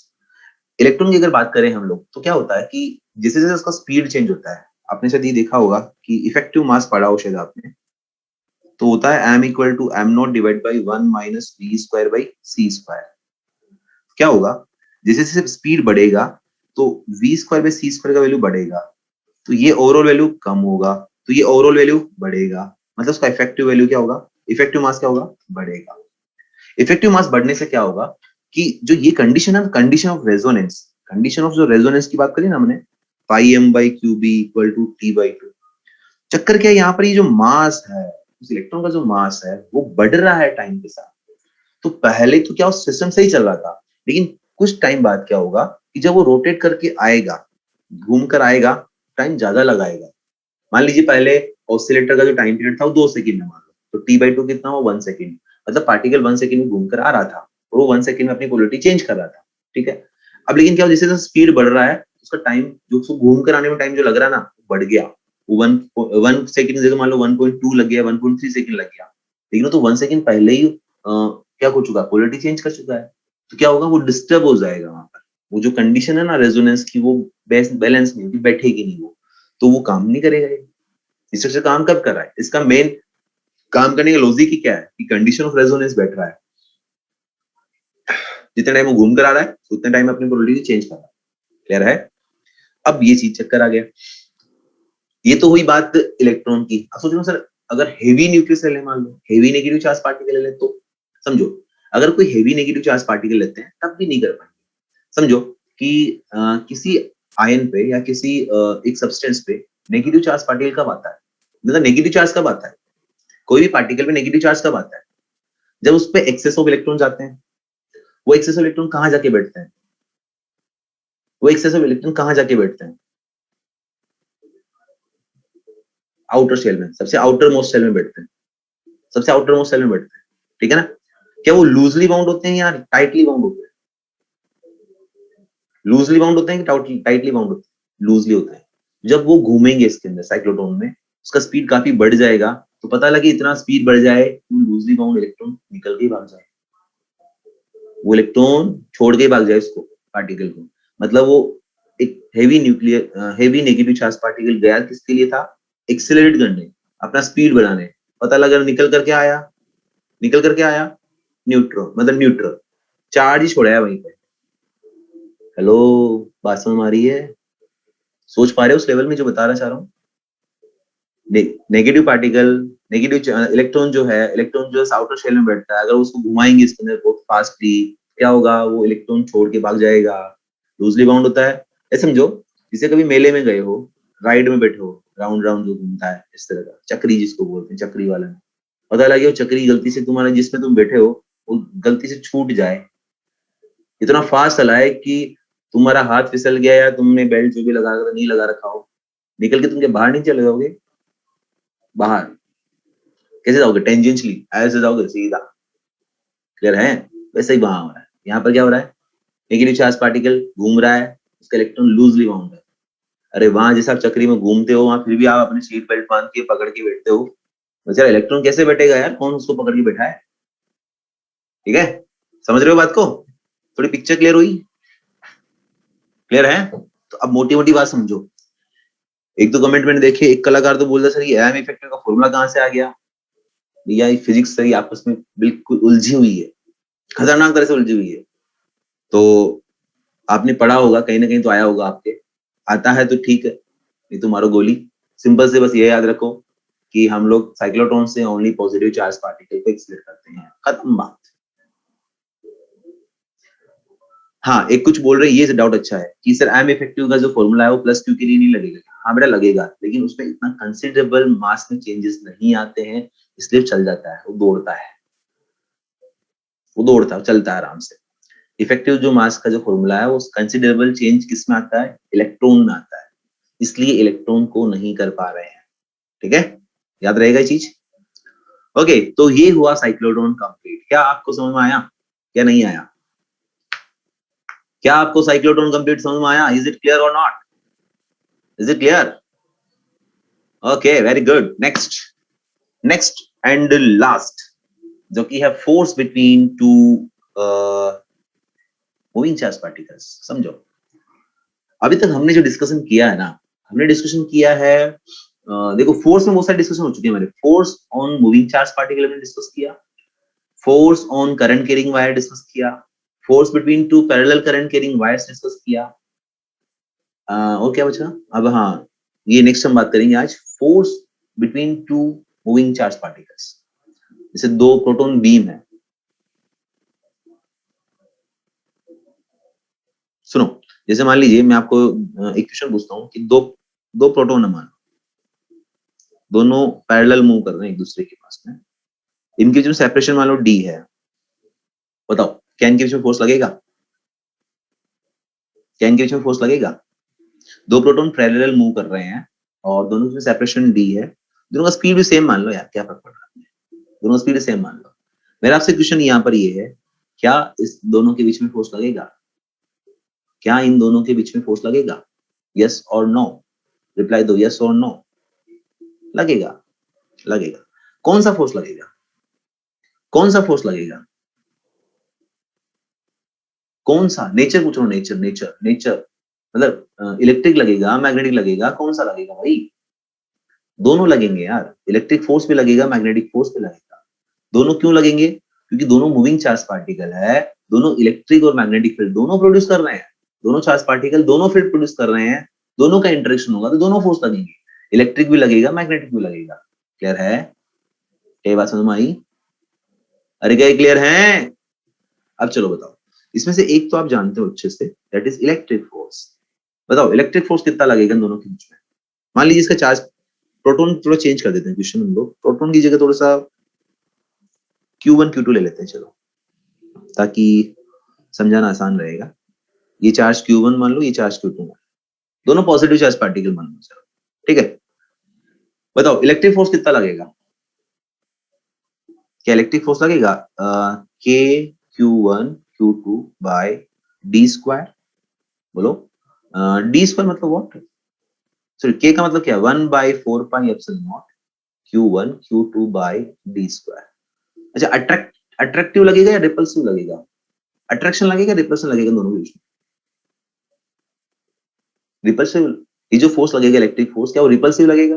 Very good, repulsive force लगेगा भैया, सब लोग एग्री कर रहे हैं। अब बताओ मैग्नेटिक फोर्स के बारे में बताओ, मैग्नेटिक फोर्स वो कैसा लगेगा? मैग्नेटिक फोर्स कैसा लगेगा? अट्रैक्टिव। क्यों? क्योंकि ये दो मूविंग चार्ज पार्टिकल है, पॉजिटिव इधर जा रहा है, ये पॉजिटिव इधर जा रहा है, तो इसको हम मान सकते हैं इक्विवेलेंट टू करंट। ये एक करंट इधर, दूसरी करंट इधर, दोनों पैरेलल हो गए, parallel currents attract each other. मतलब मैग्नेटिक फोर्स जो लगेगा वो अट्रैक्टिव लगेगा। बात समझ में आ गई है? इलेक्ट्रिक फोर्स लगेगा रिपल्सिव, मैग्नेटिक फोर्स लगेगा अट्रैक्टिव। लड़ाई हो गई। लड़ाई क्या हो गई? लड़ाई ये हो गई कि भैया बड़ा कौन होगा, भाई नेट फोर्स लगेगा किधर। क्या ये बात समझ में आई कि नहीं मेरी? यहां तक समझ में आया क्या? भाई दो मूविंग चार्ज पार्टिकल है, इलेक्ट्रिक फोर्स भी लगा, मैग्नेटिक फोर्स भी लगा, इलेक्ट्रिक रिपल्सिव लगा, मैग्नेटिक अट्रैक्टिव लगा। मेरा क्वेश्चन यहाँ पर ये है सिंपल सा, दादागिरी कौन मारेगा? जो बड़ा होगा दादागिरी मारेगा।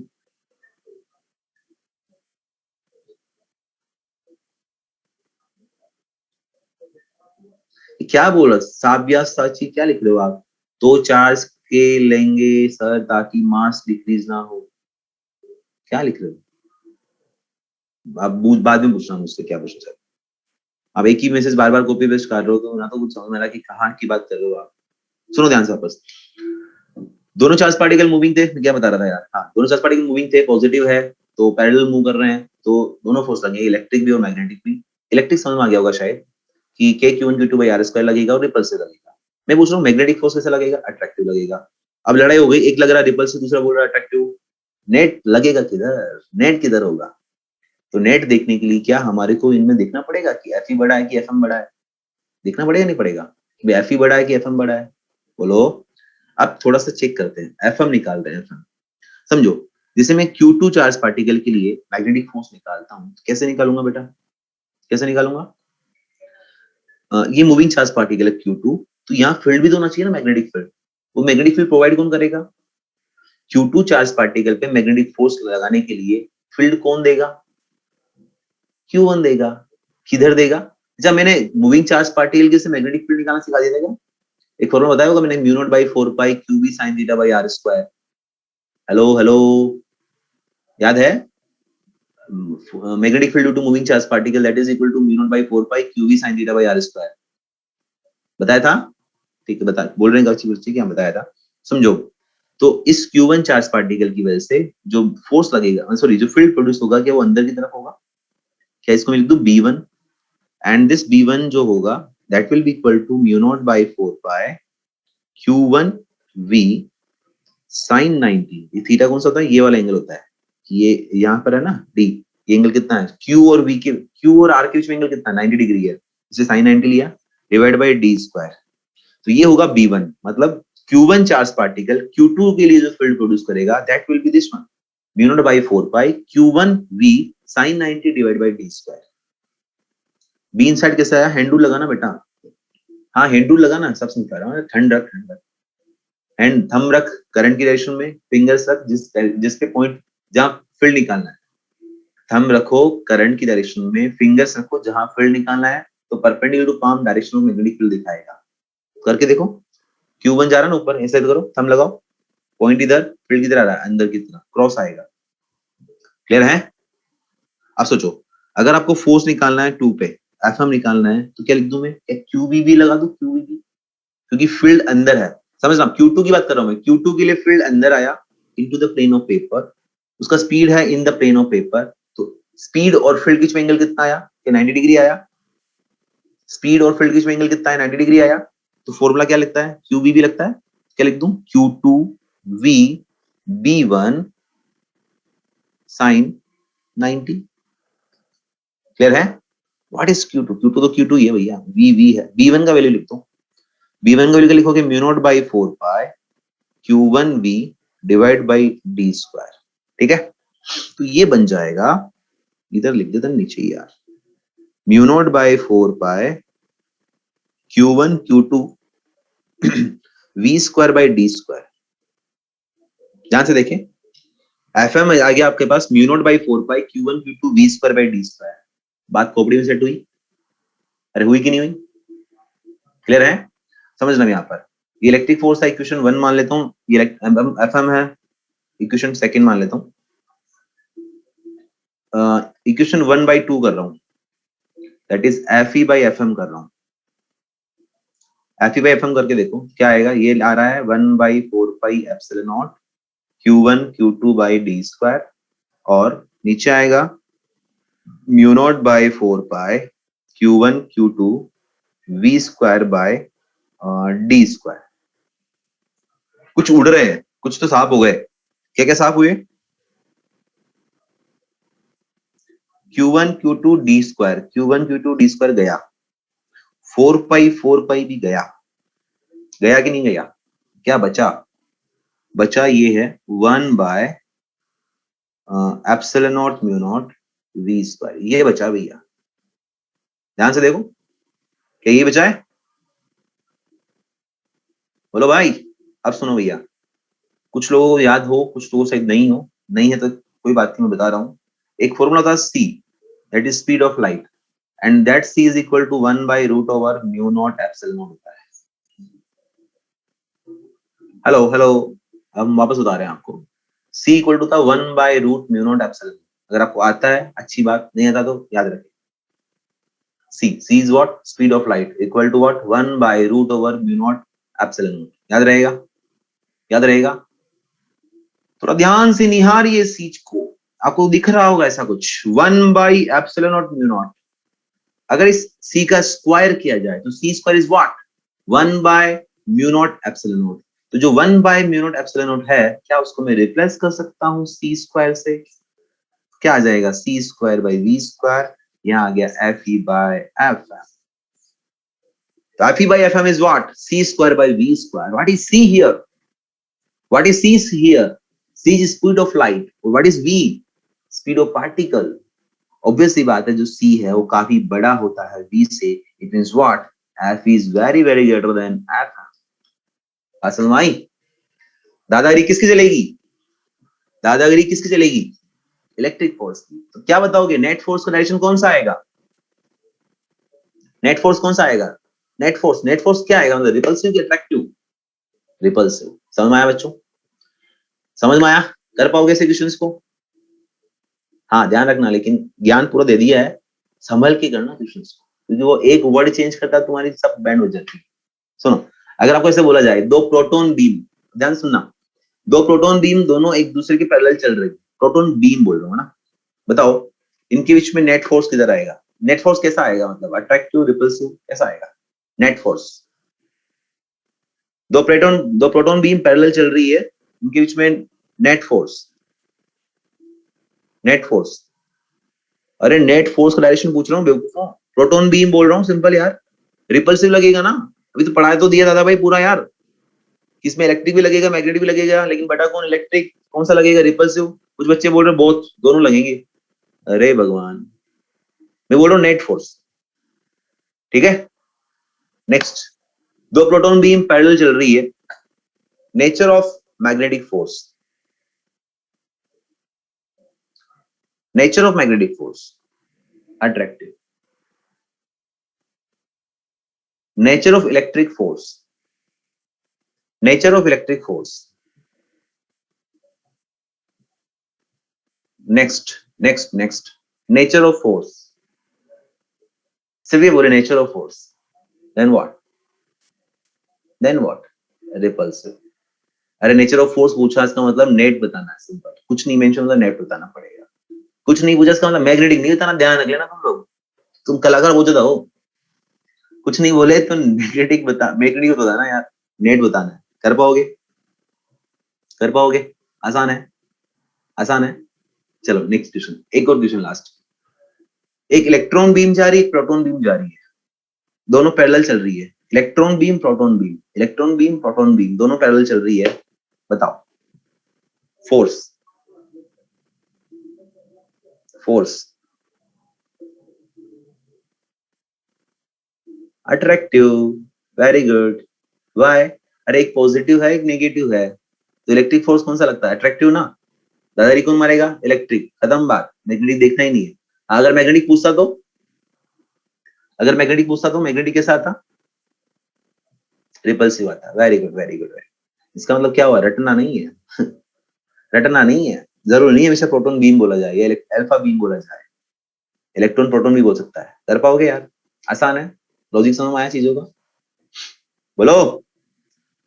Okay very good. नेक्स्ट, तो इसी के साथ फोर्स का कंसेप्ट कंप्लीट होता है। तो अब फोर्स का टी डायग्राम बना लेते हैं। फोर्स, दैट इज, यहां लिखोगे आप force between to, sorry force between, force on moving charge particle फिर आप पढ़ोगे इसके अंदर force between two parallel current carrying wires, फिर सॉरी मैं गलत बोल रहा हूँ, ये तो है force on moving charge particle, force on moving charge particle. इसमें बहुत सारी चीजें बताई मैंने आपको, सब चीज लिखना है आपको। नेक्स्ट बताया मैंने आपको force on current carrying wire, ठीक है। फिर बताया मैंने force between two parallel current carrying wires. फिर बताया आपको क्या बताया भाई, भूल गया बताया, आज बताया ना, force between two parallel beam, मतलब जिसमें इलेक्ट्रिक फोर्स भी लग रहा है, मैग्नेटिक फोर्स भी लग रहा है, दोनों लग रहा है। एक और आता है फोर्स बिटवीन टू मैग्नेट्स भी आता है, थोड़ा सा मैग्नेट स्टार्ट करूंगा ना तब बताऊंगा उसके बारे में, अभी नहीं बता रहा, ठीक है। क्या ये चीज समझ आ गई आपको? हेलो, क्या ये चीज समझ आ गई आपको? कोई तकलीफ तो नहीं है यहाँ पर? इसी के साथ हमारे 2 सेक्शन कंप्लीट होते हैं मैग्नेटिज्म के अंदर। फर्स्ट हुआ फील्ड का कांसेप्ट कंप्लीट एंड सेकंड हुआ फोर्स का कांसेप्ट कंप्लीट। क्लियर है? फॉर्मूले बहुत सारे हो चुके हैं, लेकिन मैं आपको फिर बोल रहा हूँ फॉर्मूले को याद रखने का तरीका एक ही है, जब आप उसको समराइज वे में याद रखो, ठीक है। समराइज वे में याद रखोगे। अगर आप इसको ऐसे हाँ वो उसका है, ये उसका है, ये उसका है, तो हवा नहीं लगेगी कौन किसका है। जब आप उसको बांध के रखोगे ना, तरीके से समराइज वे में याद रखोगे ना, समझ में आएगा अच्छे से, ठीक है। नेक्स्ट, अब स्टार्ट करते हैं मैग्नेटिक मोमेंट। 2 चीजें कंप्लीट हो गई, थर्ड है मैग्नेटिक मोमेंट। अब ये मैग्नेटिज्म चल रहा है ना, ये मैग्नेटिक मोमेंट चलता रहेगा, फाइनली खत्म हो जाएगा, ठीक है। 3 सेक्शन में इसको डिवाइड कर रखा है, पहले फील्ड देन फोर्स, अब मैग्नेटिक मोमेंट। तो स्टार्ट करते हैं हम लोग मैग्नेटिक मोमेंट से। ये बहुत इजी टॉपिक है, मैग्नेटिक डाइपोल मोमेंट बहुत इजी है, बहुत इजी। ये आपने इलेक्ट्रोस्टैटिक में पढ़ा ना, इसलिए इजी है, और है भी इजी वाकई में। अब इससे क्या होगा कि अगर आपको इलेक्ट्रोस्टैटिक्स में अगर ये चीज अच्छे से आती है, तो आपको लिए बहुत स्मूथ हो जाएगा, बहुत मक्खन हो जाएगा, मजा आएगा पढ़ने में, बहुत इजी लगेगा। अगर आपको इलेक्ट्रो नहीं भी आया हो, या ये चीज समझ नहीं भी आई हो, तो मैं वापस पढ़ाऊंगा, आपको वो भी रिवाइज हो जाएगा, इलेक्ट्रो भी रिवाइज हो जाएगा, इधर मैग्नेट भी रिवाइज, बिल्कुल सेम चलता है, डिट्टो चलेगा वहां यहाँ पर, एज इट इज लगभग लगभग सेम चलेगा सब कुछ, ठीक है।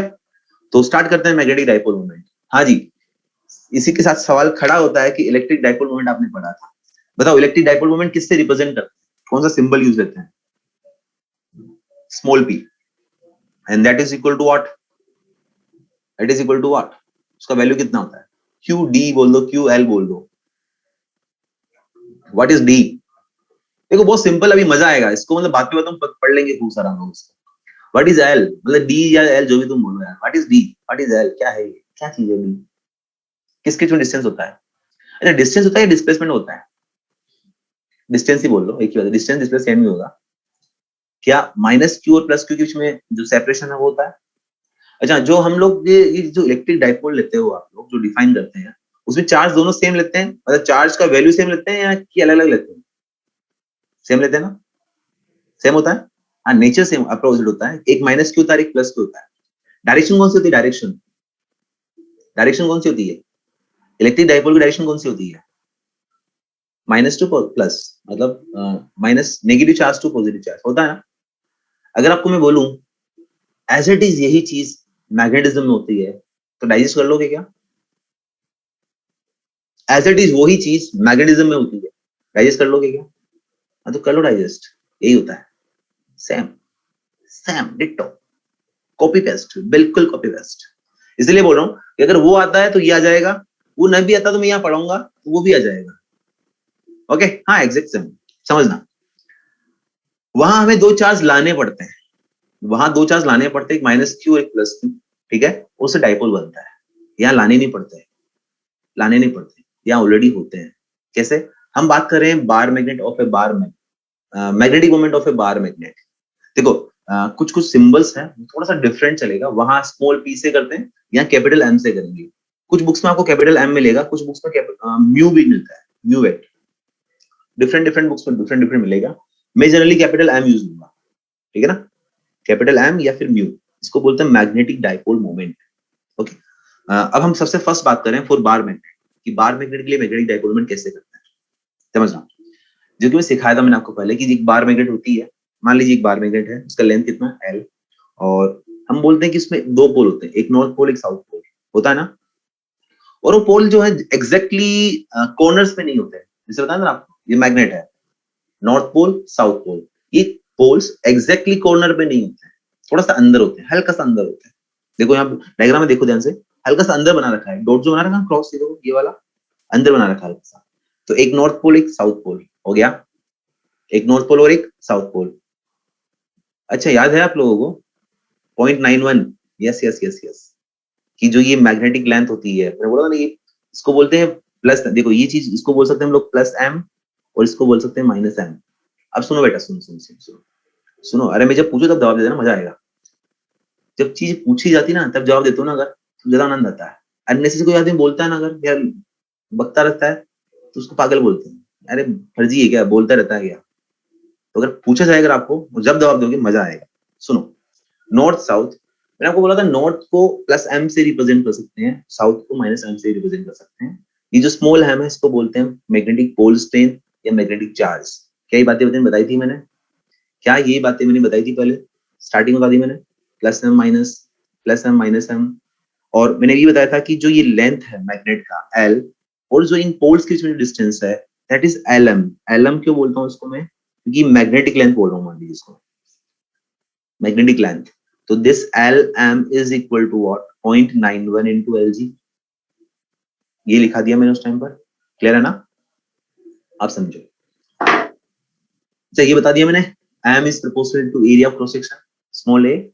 Hello, m proportional to area of cross section, समझा दिया ना, वेरी गुड। नेक्स्ट, तो जैसे वहां पर लिखते हो ना आप, सुनो सुनो ध्यान से, जैसे वहां लिखते हो आप electric dipole small p equal to q into l, in the same way यहां पर भी हम लोग लिखेंगे magnetic dipole that is capital M is equal to small m into L.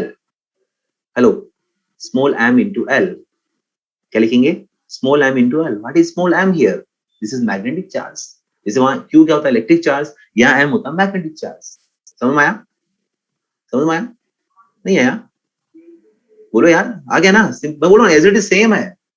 वहां P equal to q l लिखते हैं, यहाँ M equal to m l लिखेंगे, एम एल, M क्या है मैग्नेटिक चार्ज, L क्या है, L क्या है effective length between north and south, मतलब ये डिस्प्लेसमेंट वेक्टर।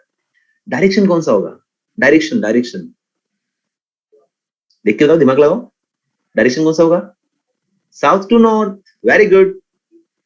डायरेक्शन कौन सा होगा हमेशा, साउथ टू नॉर्थ, मतलब minus q to plus q लिखते हैं ना, तो यहाँ minus q to plus q मत बोलो, यहाँ बोल दो साउथ टू नॉर्थ, क्योंकि साउथ होता है माइनस एम, नॉर्थ होता है प्लस एम। नहीं आया, आ गया, देखो सुनो क्या क्या आ गया आपको, आपको फॉर्मूला आ गया, आपको डायरेक्शन आ गया, आ गया, हेलो, चलो समझते हैं आगे। एल के यहाँ पर displacement between poles minus m to plus m, small m क्या है मैग्नेटिक पोल स्ट्रेंथ, और कैपिटल एम जो है वो क्या हो गया, ये वेक्टर क्वांटिटी है, that is that will be south to north, and जिसका यूनिट जो होगा वो होगा एम्पियर मीटर स्क्वायर। थोड़ा ये याद रखना आपको, कि जो मैग्नेटिक मोमेंट का यूनिट होता है that is ampere metre square, याद रहेगा। मैग्नेटिक मोमेंट का जो यूनिट होता है कितना होता है, क्या होता है, एम्पियर मीटर स्क्वायर, क्या याद रहेगा, बोलो, चलो। तो मैग्नीट्यूड कितना आ जाएगा, एमएल आ जाएगा, मैग्नीट्यूड एमएल। अब सुनो बेटा, मैंने आपको ये चीज उस टाइम भी बोली थी कि जो एलजी लिखते हैं ना हम लोग, ये l m, l m magnetic length equal to 0.91 l g. जब तक आपको क्वेश्चन में ना बोला जाए तब तक अपना दिमाग ना लिखाएं, जो एल मैग्नेट का लेंथ ले रखा है ना वही लेना है आपको, जब तक वो ना बोले कि वो कंसीडर करो 0.9 वाला कंसेप्ट यूज लो, तब तक नहीं लेना है। जो मैग्नेट का लेंथ है उसी को मैग्नेटिज लेना, क्लियर है। मैंने बोला था पहले भी, जब तक ना पूछा जाए तब तक अपने ज्ञान को ना दिखाएं, जब पूछा जाए तब दिखाएं, ओके, क्योंकि वो ज्ञान भारी पड़ जाता है काफी बार, वो पता लगे सही करते करते गलत करके आ गए। ठीक है बच्चों, चलो अब हम करते हैं इस पे कुछ क्वेश्चंस, बहुत इजी क्वेश्चंस है, मजा आएगा, समझाते हैं आप। सुनो, magnetic moment of a bar magnet is m, एक बार मैग्नेट का मैग्नेटिक मोमेंट कितना है m, then find magnetic moment of each part if we cut this magnet into equal parts.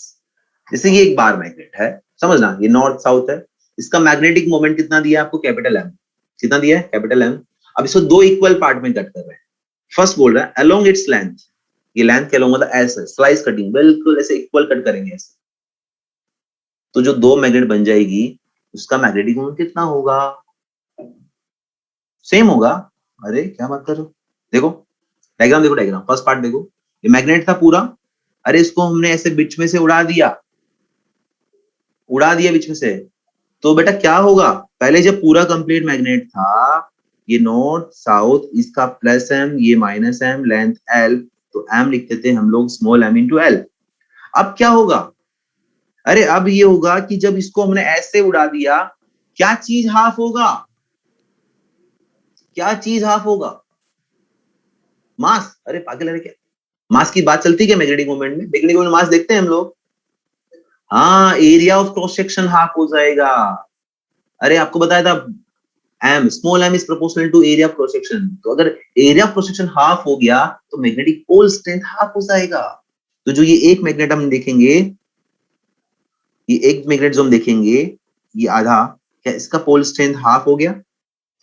ये m/2, ये माइनस m/2, लेंथ l। तो जो नया magnetic moment लिखेंगे, that will be equal to m/2 into l।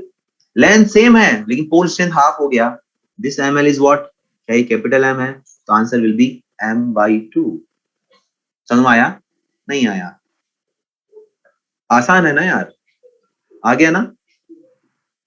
चलो, अगर मैं दो इक्वल स्लाइस नहीं करता, मैं 5 इक्वल स्लाइस करता, ऐसे स्लाइस कटिंग 5, तो एक का कितना था? m/5। Very good. 10 करता, 10, 10 equal parts, then what, m/10। रटना पड़ेगा क्या? समझ में आया कंसेप्ट? आ गया?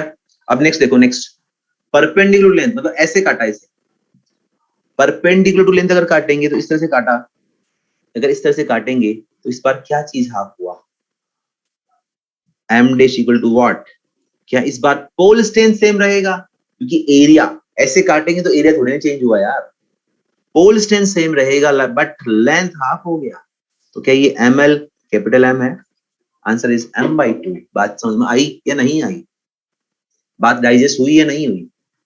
टफ है क्या चीजें, ये आसान है? अरे खेलना आया। अब समझो, अगर इसके 10 इक्वल पार्ट कर दूं तो 10 इक्वल पार्ट कर दूं, ऐसे ऐसे ऐसे ऐसे ऐसे, तो एक पार्ट का कितना आ जाएगा, m/10 आ जाएगा ना? बोलो यार। अब नेक्स्ट ध्यान से सुनना, नेक्स्ट ध्यान से सुनना। एक मैग्नेट है, इसका मैग्नेटिक मोमेंट m है। मैंने क्या किया, इसके एक टुकड़ा तो ऐसे किया, मतलब दो टुकड़े तो ऐसे किए, ऐसे करके, ताकि दो टुकड़े हो जाए ना आधे। एक बार तो ऐसे इक्वली काटा और एक बार ऐसे इक्वली काटा। कितने मैग्नेट बन गए कुल? 4 बन गए ना? एक बार ऐसे काटा, एक बार ऐसे काटा, कितने हो गए? 4 हो गए ना? एक पार्ट का मैग्नेटिक मोमेंट कितना होगा, कितना होगा? m/4। वेरी गुड, बिल्कुल सही, फैंटास्टिक। समझ में आया? समझ में आया? क्या मैग्नेटिक मोमेंट एक वेक्टर क्वांटिटी है? क्या मैग्नेटिक मोमेंट एक वेक्टर क्वांटिटी है? यस और नो? कुछ लोग बोल रहे नो, बेवकूफों। अरे मैग्नेटिक मोमेंट वेक्टर क्वांटिटी है ना भाई, बोल तो रहे साउथ टू नॉर्थ होता है, होता है ना? चलो, अब कुछ क्वेश्चंस करते हैं। Next, find magnetic moment of given system where magnetic moment of single magnet is m। अब हम क्या करते हैं, एक से ज्यादा मैग्नेट लेते हैं। देखो, दो मैग्नेट ले ली मैंने यहाँ पर, बताओ इसका मैग्नेटिक मोमेंट कितना होगा? इंडिविजुअल का m है, हे भगवान, कुछ कलाकार बोल रहे हैं m/2, कितना आएगा? 2m। मैं बोल रहा हूँ एक मैग्नेट का मैग्नेटिक मोमेंट m है, कुछ बोल रहे ml। बेटा ml क्यों यूज ले रहे हो आप? इसमें यूज लिया ना, सिंगल मैग्नेट, सिंगल मैग्नेट का मैग्नेटिक मोमेंट m है, सिंगल मैग्नेट का मैग्नेटिक मोमेंट m है, दो एक ऐसे रखी एक के ऊपर एक, कितना आएगा?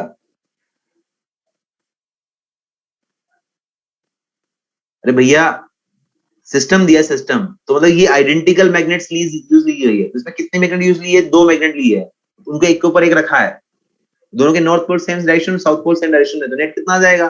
सिंपल यार, 2m आ जाएगा ना? कितना आ जाएगा इसमें? 2m। हाँ, सेकंड बताओ, सेकंड, ये फर्स्ट क्वेश्चन था हमारा, सेकंड बताओ कितना आ जाएगा? 0। सिंपल यार, आसान है। नेक्स्ट बता। अरे यार, कहाँ लिख दिया मैंने? इसका आएगा 2m है ना? थर्ड डायग्राम बताओ भैया। थर्ड में 4 मैग्नेट यूज ली है, ठंडे दिमाग सोच के बताओ मुझे।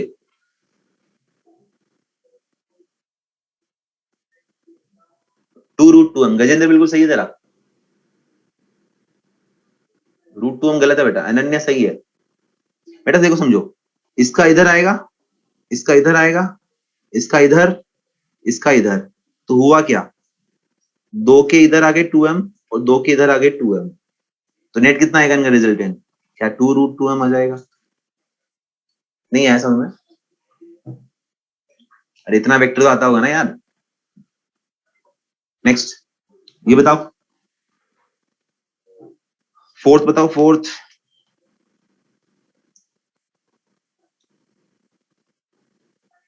√3m गलत जवाब। भैया ध्यान से देखिए, वेक्टर है ये, वेक्टर। श्रेष्ठा सही है बेटा, एम आएगा बिल्कुल आंसर। भावना सही है, पीयूष सही है। सुनो तो कैसे करना है, क्या इसका मैग्नेटिक मोमेंट इधर आया ऐसे, और इसका इधर आएगा साउथ टू नॉर्थ। तो आप सोच रहे होंगे जो एंगल 60 डिग्री है वो इन दोनों के बीच में 60 डिग्री एंगल है, 120 है ये वाला एंगल। दो वेक्टर के बीच में एंगल देखना आता है, दो वेक्टर के बीच में एंगल देखना आता है, या तो उनकी चोंच से चोंच मिली हो या पूंछ से पूंछ मिली हो, सिंपल। चोंच से चोंच या पूंछ से पूंछ, अरे टेल से टेल या हेड से हेड मिलाओ तो एंगल जो होता है वही होता है। अगर एक हेड और एक टेल दिख रहा है तो उसको एक्सटेंड करना पड़ता है, सिंपल। कितना आएगा एंगल, 120 डिग्री। अगर आपको याद हो वेक्टर अगर अच्छे से आता हो आपको, जब दो वेक्टर हो दोनों का मैग्नीट्यूड इक्वल हो, उनके बीच में अगर एंगल 120 डिग्री हो तो रिजल्टेंट एम ही आता है, रिजल्टेंट एम ही आता है, आता है। अगर नहीं भी आता वो आपको ऐसा वो चीज रिजल्ट याद ना भी हो तो ये तो याद होगा ना, √a² + b² + 2ab cos theta. तो जब आप एम नेट निकालोगे क्या आएगा वो, √m² + m² + 2m × cos 120। Solve कर लेना, आ जाएगा। बस बात वही, cos 120 का वैल्यू आना चाहिए। जिसको cos 120 आता है तो फिर तो ये भी आता होगा कि हाँ अगर दो वेक्टर दोनों के बीच में एंगल 120 डिग्री, दोनों का मैग्नीट्यूड अगर सेम होता है तो आंसर आता है m, सेम ही आता है। आता है, कर लोगे? बोलो यार, इज इट क्लियर? आगे लूं या रहने दूं, और लूं क्या? अरे बहुत इजी से हैं यार, ले लेते हैं थोड़ा सा, 2-5 मिनट लगेंगे ताकि ये खत्म हो जाए। ये देखो यही टॉपिक खत्म हो जाए बस, मैं ज्यादा नेक्स्ट वेराइटी नहीं ले रहा मैं, बस इसी के कुछ क्वेश्चंस बचे हैं ताकि वो खत्म हो जाए, फिर हम लोग नेक्स्ट थोड़ा सा अलग टॉपिक लें। समझना, तुम कितना भी नाच लो, मेरी जब इच्छा होगी तब खुद छोड़ूंगा मैं, मुझे जितना पढ़ाना पढ़ाऊंगा मैं। समझो ध्यान से, नेक्स्ट क्वेश्चन समझो। Magnetic moment of a flexible steel wire magnet is m, then find its magnetic moment if we convert it into different shape। देखो समझो क्या मतलब है कि फ्लेक्सिबल स्टील वायर है, मतलब क्योंकि मैं ये बताऊंगा मैं आगे कि जो मैग्नेट है कौन से मेटल से बनाते हैं हम लोग, स्टील होता है, मतलब सॉफ्ट आयरन होता है, उससे मैग्नेट बनाते हैं। अगर ये फ्लेक्सिबल है मतलब इसको मोड़ सकते हैं, अलग शेप बना सकते हैं। अगर इस बार मैग्नेट का, ये जो बार मैग्नेट दिया है, इसका मैग्नेटिक मोमेंट अगर m है, अब इसको अगर मैं डिफरेंट शेप में बना दूं, जैसे ये बना दूं, इसका मैग्नेटिक मोमेंट कितना दिया तुम्हें, m दिया। अगर इसको मैंने कन्वर्ट करके ऐसे बना दिया, इसको बीच में से मोड़ दिया और ये एल शेप बना दिया, तो बताओ इसका मैग्नेटिक मोमेंट कितना आएगा नया। पहले स्ट्रेट था, एक बार मैग्नेट था, मैग्नेटिक मोमेंट m था। अगर इसको मैंने मोड़ के ऐसे एल शेप बना दिया, मतलब ये l/2 ये भी l/2, डायग्राम में देखो, तो नया मैग्नेटिक मोमेंट कितना होगा, क्या चेंज हुआ है। अगर इसको हम ऐसे घुमा देंगे, ऐसे मोड़ देंगे इसको अगर, तो मोड़ने से चेंज क्या होगा, क्या एरिया चेंज होगा क्या, क्या एरिया चेंज होगा क्या, एरिया चेंज नहीं होगा ना। अगर एरिया चेंज नहीं होगा तो क्या इसका मैग्नेटिक पोल स्ट्रेंथ चेंज होगा, नहीं होगा। चेंज क्या हुआ, इफेक्टिव लेंथ। चलो बताओ ये एल डिश कितना होगा, एल डिश कितना होगा, क्या ये एल डिश हो जाएगा, l/√2। आता है निकालना, अरे पाइथागोरस लगा के निकाल लो यार, कितना जाएगा, l/√2 आ जाएगा। तो जो नया एम डिश आएगा क्या वो m × l/√2 आएगा, m × l कितना है, कैपिटल M, तो आंसर विल बी m/√2। आसान है, आसान है, कर पाओगे। नेक्स्ट क्वेश्चन, अच्छा ये कर दिया ना यार, ठीक है। नेक्स्ट क्वेश्चन बताओ, इसको बताओ, आसान है, वो फास्ट बताओ फटाफट से। इसको घुमा कैसे बना दिया, यू शेप में, l/3 l/3 l/3। Very good, साहिल बिल्कुल सही है। इफेक्टिव लेंथ कितना हो गया, इफेक्टिव लेंथ कितना हो गया L/3, नेट कितना आ गया M/3। देखो आ गया ना, आसान है। नेक्स्ट क्वेश्चन बताओ। सेमी सर्कल बना दिया, सेमी सर्कल ऐसे बना दिया, सेमी सर्कल। तो ये थोड़ा करना पड़ेगा। अगर सेमी सर्कल बना दिया तो इसका रेडियस कितना होगा, इसका रेडियस मान लूं मैं कुछ r डैश, r मान लूं r, तो जो इफेक्टिव लेंथ कितना होगा 2r हो जाएगा ना। क्या लिखेंगे m इंटू 2r लिखेंगे। देखो तो m डैश कितना लिखेंगे, m इंटू 2r। समझ लो यहाँ पर कि ये हमने बनाया किससे, l लेंथ से, तो l equal to pi r लिख दोगे। भाई r का वैल्यू निकालना पड़ेगा ना, ये r माना मैंने, है ना, तो r का वैल्यू निकालोगे कैसे, तो ये बनाया किससे, l लेंथ से बनाया ना आपने, तो l इक्वल टू क्या लिखोगे, पाई r लिखोगे। r का वैल्यू कितना है, l बाई पाई। अब इसके बीच में सेपरेशन देखो, नॉर्थ और साउथ के बीच में, क्या वो 2r है, देखो इसलिए तो मैंने m इंटू 2r लिया। r का वैल्यू क्या डाला, l बाई पाई, तो m इंटू l कितना है 2m, answer is 2m by pi. Digest हुआ क्या ये 2m बाई पाई कैसे आया। ओके अब सुनो, इसके साथ ही में ये एक दो तीन और दे देता हूँ आपको, है ना, बस ये दो और है, वैसे हो जाता है ना, कर ही देते हैं फटाफट से यार। सुनो, अगर ये 60 डिग्री एंगल हो तो 60 डिग्री अगर एंगल बनाता है, अगर ये आर्क बनाता है, तो ये साइड और ये साइड तीनों इक्वल हो जाएगी, क्योंकि तीनों एंगल इक्वल हो जाएंगे। ठीक है, अब इसमें आर कैसे निकालोगे, आर निकालोगे आप arc equal to theta into radius. ठीक है, आर कितना लिखोगे, आर्क है एल, थीटा है पाई बाई 3 और रेडियस आर, तो यहाँ से आर का वैल्यू कितना आया 3l बाई पाई आएगा। ठीक है, तो जो इफेक्टिव लेंथ लिखोगे एम डैश, वो क्या लिखोगे m into 3l by pi. Small m into l क्या होता है, कैपिटल M, आंसर आ जाएगा 3m बाई पाई। देखो ये सब चीजें सोल्व कर लेंगे। ठीक है, एंड लास्ट, अगर इसको गोल कर दिया मैंने पूरा, मतलब इसको सर्कल बना दिया पूरा, तो 0 आ जाएगा। ठीक है, बस इतना ही करना था आज। देखो ये बहुत इजी था यार, इसलिए इसको खत्म करना जरूरी था, 2-4 मिनट लगे ना, क्यों टाइम वेस्ट करें नेक्स्ट क्लास का। नेक्स्ट क्लास में नेक्स्ट कंसेप्ट सीखेंगे। इसके साथ आज के लिए इतना सफिशिएंट है। आप चाहो तो बिगिनर बुक स्टार्ट कर दो, बाकी मेरी तरफ से मैं आज असाइनमेंट नहीं दे रहा, पूरा ना कंप्लीट करो। आप जो लास्ट क्लास में दिया हुआ असाइनमेंट था वो कंप्लीट करो, और जो नेक्स्ट बिगिनर बुक्स है शायद 7 होगा शायद ये, आप चाहो तो स्टार्ट कर लो इसको करना, बाकी मैं दे नहीं रहा अपनी तरफ से। आप पुराना असाइनमेंट कंप्लीट करो, बाकी हम नेक्स्ट क्लास में देंगे, क्योंकि नेक्स्ट क्लास में हम लोग मैग्नेटिक मोमेंट कंप्लीट कर लेंगे। ठीक है, ओके बच्चों, इतना सफिशिएंट है आज के लिए, बाकी बातें हम लोग नेक्स्ट क्लास में